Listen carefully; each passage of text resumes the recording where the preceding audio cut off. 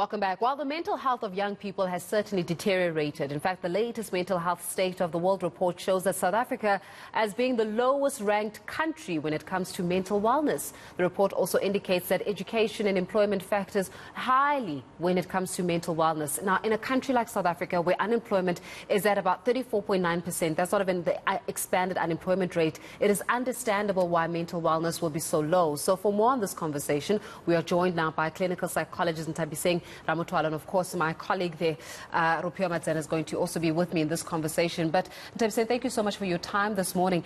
It certainly is a very precarious time in the world, but certainly in South Africa, as we try to navigate something we've never dealt with before, and that is a COVID-19 pandemic. But we're certainly seeing how it's actually given rise to certain other aspects of ourselves, and that's our mental health. When you're looking at where the country's at, young people, older generation, from a mental health and from a psychological perspective, what would you say about where are we at right now? Good morning, and thank you very much for having me.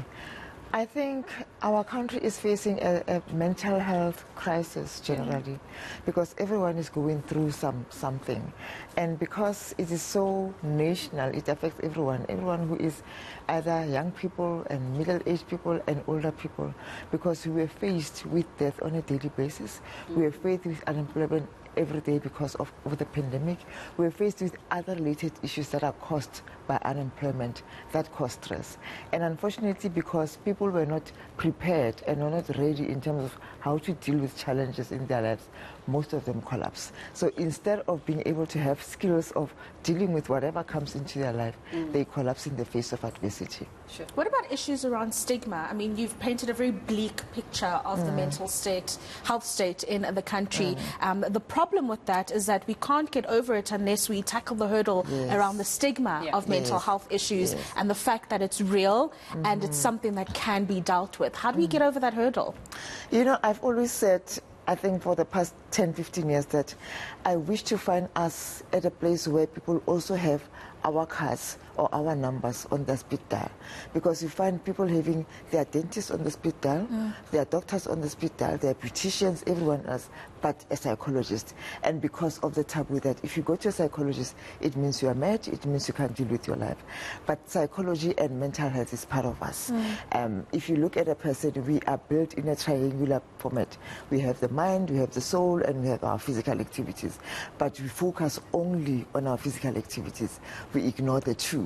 And because now life has a way of balancing things out, I always say COVID came here for a reason, to actually make us aware that, hey, we are not only physical, but we are also emotional, and we are also mental. So we need to tackle those things as well. And by tackling our emotional and mental issues, our health becomes good. You know, Rupiah and I always speak about how sometimes it's okay to not be okay, right? And we always share about, you know, some of the challenges that we're going through, and how is it that we navigate this world, because we have to navigate it, unfortunately, but still come to work and still be in the public face and wave and smile and be okay, right? Even when you're not okay. Are we at a place, and this is speaking to the stigma that you were speaking about, where we as even a society can accept that actually it's okay to not be okay? Or have we been built, and given our historical context, apartheid, colonialism, right? So we've been built to always be resilient and always be fighting one battle after the other. So we almost neglect the fact that it's actually okay to not be okay, and we just keep fighting, and we just always fighting for something. One thing I say all the time now is the fact that we've become the great pretenders. You sit in your car, you have this anxiety, oh my goodness, I'm not okay, I have to be okay. You park your car in your office park, and then you pull out your mask, put on that mask, that veil of I'm okay, I'm great, and you walk in and you pretend. That's it. And you smile. So how do we navigate the not okay part? Unfortunately, the makeup also helps us. Look at how good you are looking today. We're not okay, but we're fabulous. How do we navigate that? Firstly, we accept that life is life and life happens. We accept that when you leave, you're going to have the good and the bad. And there's always both sides of the coin. If you're going through the good, you are going through the good because you went through the bad, you know. Most of the time, when you have the bad, there's always a line of goodness in it. When you have the good, there's always a shred of badness in it. But the important thing is, how do you navigate that? How do you become aware that this is a bad part of the good? How do I navigate it? I always say everything is it's a symptom, and everything is highlighting something in you. Like we are all the machinery that we are as good as a motor car that comes from the best motor car countries. We have symptoms that say you are not okay. You are anxious because something is happening. You feel stressed because something did not happen. All we need to do is to learn how to listen to ourselves and sit down and breathe and say, okay, I'm feeling anxious. Is it because I'm late, or is it because I didn't prepare for my presentation? Is it because I'm going to present for the first time in front of very big people in our company? What is making me anxious? Identify that, and after identifying it, find out how you can work around it. Sure. Okay, I'm worried that Mr. So-and-so, who is the CEO of the company, will be there, and I'm not sure of my story. What must I do? Oh, I know Tandy, who knows this aspect very well. Let me email and find out what else does she have. Let me go on the internet and just be well prepared. So everything that we feel is telling us about something that we are feeling deep down ourselves. It's actually warning us about what we haven't done well, or what we haven't prepared ourselves well for, or about the impending danger, what we're about to go into. And when you deal with young people, I tell young people that they come and they have been going out and they experience something bad.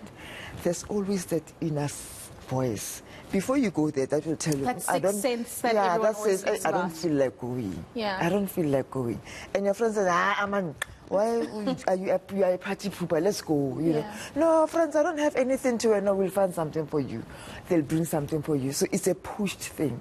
Then you get there, there's a fight, you get injured. And you sit back and think, I didn't feel like coming here.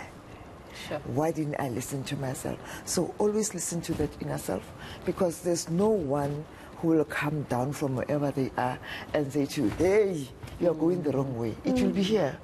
Listen to it. Learn to listen to it and say, this is not good.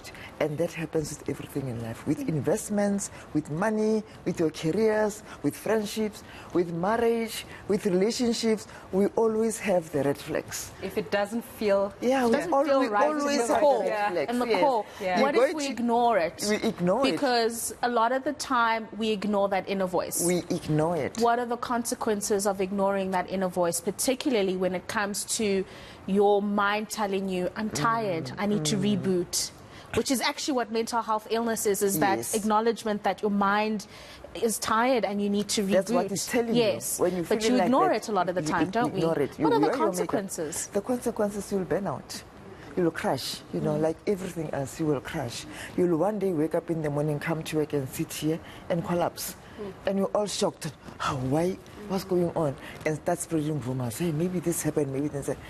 And whereas there's nothing else except that you are exhausted. Sure. You never listen to your body when it says, my dear, don't go to work. My dear, just phone someone and said, I'm not coming. But because you are under pressure, we have to drive the right car, whether it's small or big, but it's the right car. We must stay at the right address. We must look relevant. All those things. You think about them and say, if I don't go, I don't earn. And remember, not only people who are in the media or who are everywhere else are immune to that. We are also immune to it. If you are working for yourself, you are a private psychologist, you don't take leave. When are you going to take leave? Because when you're on leave, you don't have money. Well, I'm actually thinking about people that are working from home, right? How many of us have been working from home because of the COVID-19 pandemic? And we were actually sharing yesterday that we don't stop working. No. Because home is now work, work is now home. So the lines are blurred. The lines are blurred. With the blurred lines, there's no sense of stop, take a break. You have your lunch next to your laptop. You have your dinner, and then you go back to your laptop. You'll play with the kids. Kids will come around you. Here, right? They buy the laptop, right? So you never actually have a moment where you shut down as people. And you were speaking about burnout. How do we avoid it? And I mean, how do we avoid it in a reality where we are having to mesh up our home and work lives more and more this day? Unfortunately, you have to accept that because we are meshing up everything, you need to take control and say, okay, a day has 24 hours. In 24 hours, what do I need to do? What am I expected to do? What are the roles that I'm going to play? I'm going to be a mother, I'm a wife, I'm an employee. How do I divide my day? So am I employee from 6 when I wake up until 9? Or is it from 8 to 6? You know, and while I'm an employee between 8 to 6, do my kids come around and disturb me? No. You keep your focus. And I always say there's this thing, people can multitask. There's nothing like that. Yes, you can multitask for a while, but it's taking toll on your mind. It's taking toll on your health. Because then you think of different things at the same time. Your mind doesn't work like that. You need to focus on something, be there. Be at the moment, be present with what you're doing at that time. Right now we are here. There's no child running around. We are present. And that's why we are giving a good interview, because we are listening to each other. Yeah. But if somebody's child was here and you say, okay, baby, we are disturbed. And therefore, it interrupts our mental functioning. Yeah. And as it interrupts our mental functioning, we are going to drop the ball somewhere. It's either your work is going to suffer, or being a parent is going to suffer, or being a social being is going to suffer, or being a partner is going to suffer. Because when you don't have times and slots where you say, I'm not working now, I'm going to relax, I'm having lunch now, I'm not looking at my laptop. And remember, if you are eating while you are working, what happens to you? Your body doesn't register the food. Yeah. And then we get surprised later on, we are big, we are fat, we are also... And you say, but I eat well, you know. I only eat 3 times a day. Yeah. But because you are not there at the moment, you are not conscious, your body doesn't register the food. You just ate, you feel something in your tummy, and you continue working. It doesn't register. And later on, you eat again, without actually being aware of what you're doing to yourself. So awareness at taking control of your time is important. One big issue here are resources. A lot of us who've gone through a lot of difficult times have had to cut out medical aid or insurance, whatever it is. And so access to adequate mental health care is difficult. Talk us through the resources that are there, those that are affordable, maybe those that are even free. Yeah. We have quite a few resources that one can actually access. The one that is commonly known is SADC, which you can actually call when you are going through a difficult time in your life. It deals with depression and anxiety. They give you counseling over the line, they give you counseling over the phone.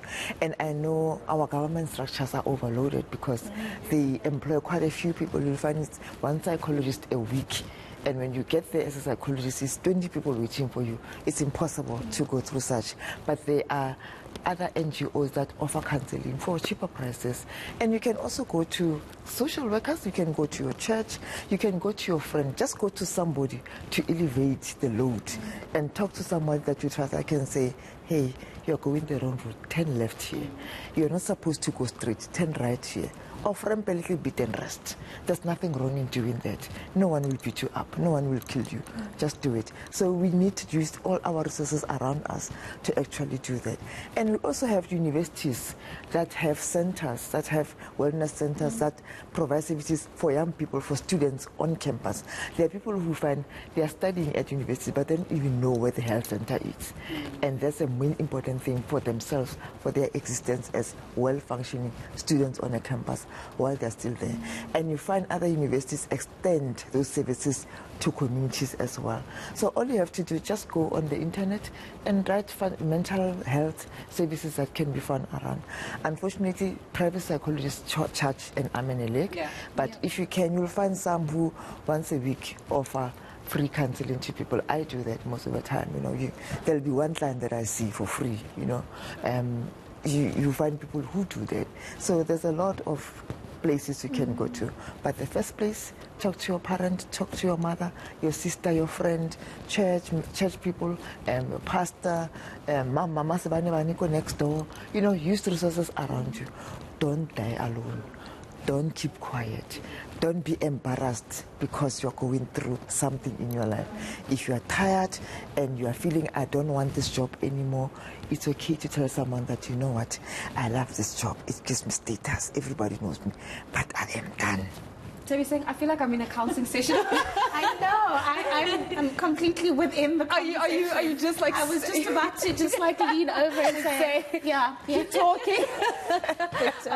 No, but thank you very much. And what we're going to do is we're going to make this a regular component of our show as well, because I think that as much as we can speak about, you know, how the world is and what's going on in our country and the politics and the discourse, I think that we get to a point where we need to actually focus on ourselves and not reject ourselves. So familiarize yourself with yourself. With yourself and feed from a full cup. That's right. You can't do anything if you're empty yourself. That's absolutely correct. So thank you very much, Nthabiseng Ramothwala, for giving us the latest on that.